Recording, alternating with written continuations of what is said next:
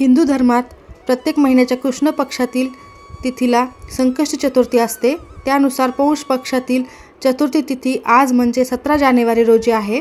ते संकष्ट चतुर्थीच्या दिवशी आपण काय करावे, काय करू नये, त्याचबरोबर पूजाविधी आणि चंद्रोदयाची वेळ काय आहे हे आपण बघणार आहोत. आणि आजची चतुर्थी विशेष आहे. मी मोनिका, तुमचे खूप खूप स्वागत आहे. ज्योतिषशास्त्रानुसार संकष्ट चतुर्थीच्या दिवशी काही उपाय केल्याने जीवनात सुखसमृद्धी, आर्थिक समस्या दूर होतात आणि सुखसमृद्धी येते. संकष्ट चतुर्थीचे काही उपाय आपण पाहूयात. पौराणिक कथेनुसार या दिवशी भगवान गणेशाने देवतांचे संकट दूर केले आणि या दिवशी गणपतीबरोबरच संकष्टी मातेची देखील पूजा केली जाते. आपल्या मुलांच्या दीर्घायुष्यासाठी आणि सुखासाठी माता संकष्ट चतुर्थीचे व्रत करतात. धार्मिक मान्यतेनुसार या दिवशी काही उपाय केल्याने भगवान गणेश प्रसन्न होतात आणि त्यांच्या कृपेने जीवनात धन आणि सुख येते. जाणून घेऊयात संकष्टी चतुर्थीला करावयाचे काही उपाय. संकष्टी चतुर्थीला श्री गणेश पूजेच्या वेळी श्रीयंत्राची स्थापना करावी. त्यावर 2 सुपाऱ्या ठेवाव्यात. पूजा आटोपल्यानंतर सुपारी लाल कपड्यात बांधून तिजोरीमध्ये किंवा पैशाच्या ठिकाणी ठेवावी. असे केल्याने आर्थिक समस्या दूर होतात आणि पैसा येतो असे मानले जाते. त्यानंतरचा उपाय आहे, संकष्ट चतुर्थीच्या दिवशी गणपतीच्या मंदिरात जावे आणि करिअरसाठी येणारे अडथळे दूर होतात. त्यासाठी गणपतीला मनोभावे नमस्कार करायचा आणि इच्छा मागायची. नक्कीच तुमचे सर्व अडथळे दूर होतील आणि यश प्राप्ती होते. पण या दिवशी गणपतीच्या मंदिरात अवश्य पाया पडायला जावे. त्यानंतरचा तिसरा आहे, संकष्ट चतुर्थीच्या दिवशी गणपतीला तीळ आणि गूळ यापासून बनवलेल्या वस्तू अर्पण कराव्यात. या दिवशी श्री गणेशाला मोदक अर्पण करावेत. असे केल्याने गणेशाच्या कृपेने इच्छित फलप्राप्ती होते असे देखील मानले जाते. त्यानंतरचा आहे, संकष्ट चतुर्थीच्या दिवशी गणपतीचा ओम गणपत्ये नमः ह्या मंत्राचा 108 वेळा जप करावा. असे केल्याने जीवनात सौभाग्य प्राप्त होते आणि दुःखांपासून मुक्ती मिळते असे देखील मानले जाते. त्यानंतरचा उपाय आहे, संकष्ट चतुर्थीच्या दिवशी गजक, रेवडी, तिळगुळ इत्यादी किंवा तिळापासून बनवलेल्या कोणत्याही वस्तू दान करणे अत्यंत शुभ मानले जाते. या दिवशी गरजूंना ब्लँकेट, स्वेटर, रजई आदी उबदार कपडे दान करावेत. असे केल्याने संपत्तीत वाढ होते. संकष्ट चतुर्थीला सकाळी लवकर उठून स्नान करावे, सूर्याला जल अर्पण करावे. त्यानंतर घरातील पूजेच्या ठिकाणी गणेशाचा फोटो लावावा. विधीनुसार गणेशाला जल अर्पण करावे, अभिषेक करावा. त्यानंतर गणपतीच्या फोटोला पिवळ्या रंगाची फुलाची माळ घालावी आणि कुंकू लावावे. तसेच या दिवशी घरात केलेले कोणतेही गोडधोड पदार्थ जसे की मिठाई, मोदक गणपतीला अर्पण करावेत. पण त्यापेक्षाही महत्त्वाचे म्हणजे तीळ चतुर्थी असल्यामुळे या दिवशी तिळगुळाचा नैवेद्य गणपतीला अर्पण करावा. देवाच्या फोटोसमोर दुर्वा ठेवाव्यात. यशप्राप्तीसाठी आणि प्रगतीसाठी गणपतीला 11 दुर्वांच्या जुड्या अर्पण कराव्यात. अथर्वशीर्षाचे पठण करावे. देवाची मनोभावे आरती करावी.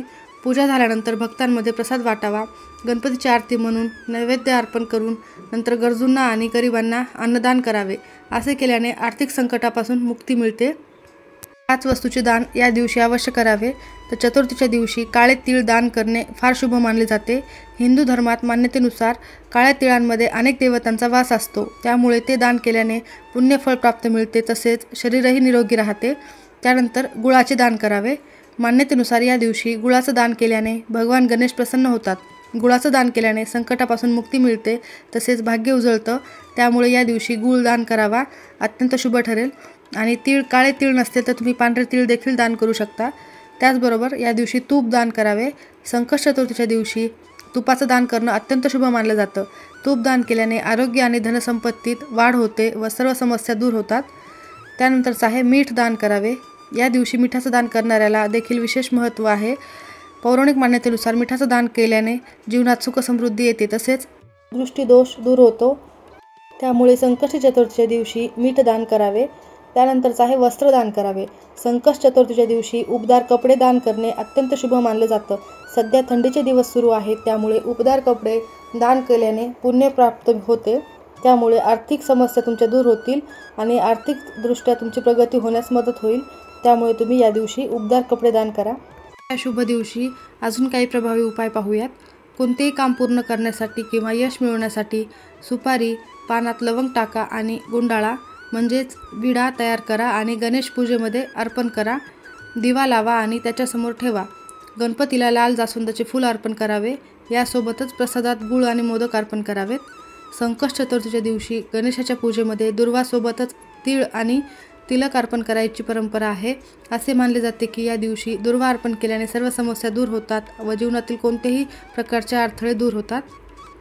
जर तुम्हाला खूप वेदना होत असतील तर केळीच्या पानात अक्षत आणि रोळी त्रिकोण बनवा आणि त्यासमोर दिवा लावावा. आता पानाच्या मधोमध आगीत मसूर आणि लाल मिरची टाकल्याने आयुष्यातील सर्व समस्या दूर होतील. संकष्ट चतुर्थीच्या दिवशी शुभ मुहूर्तावर पूजा करताना गणपतीच्या मंत्राचा अवश्य जप करावा. असे केल्याने जीवनातील सर्व अडथळे दूर होतात व सुखसमृद्धी प्राप्त होते. प्रलंबित कामे पूर्ण करण्यासाठी गणपती बाप्पाचा आशीर्वाद मिळवण्याची खूप गरज असते. त्यामुळे गणपती बाप्पाची पूजा करताना गणपतीला दुर्वा अर्पण करणे शुभ मानलं जातं. गणेशाच्या मस्तकावर नेहमी दुर्वा अर्पण कराव्यात हे लक्षात ठेवा. असे केल्याने तुमची सर्व कामे नक्कीच पूर्ण होतील. ज्योतिषशास्त्रानुसार पौष संकष्टी चतुर्थीला सौभाग्य योग तयार होत आहे. या योगामध्ये मध्यरात्री 12:57 राहील. या शुभ प्रसंगी शिववास योग देखील तयार होत आहे. या दिवशी देवांचे देव महादेव कैलासावर विराजमान असतील. या योगामध्ये गणेशाची पूजा केल्याने साधकाच्या सर्व इच्छा पूर्ण होतील. तर संकष्ट चतुर्थीच्या दिवशी ब्रह्ममुहूर्तावर उठावे, स्नानादीपासून सर्व काम करावे, त्यानंतर लाल रंगाचे वस्त्र परिधान करावे. देवघरात चौरंगावर लाल रंगाचा कपडा टाकून श्री गणेशाची मूर्ती स्थापित करावी. गणेशाचा व्रताचा संकल्प करावा. गणपतीला कुमकुम, फूल, फळ आणि मोदक किंवा मिठाई अर्पण करावी. या दिवशी तिळाचा लाडू किंवा तिलकुटाचा नैवेद्य अर्पण करावा.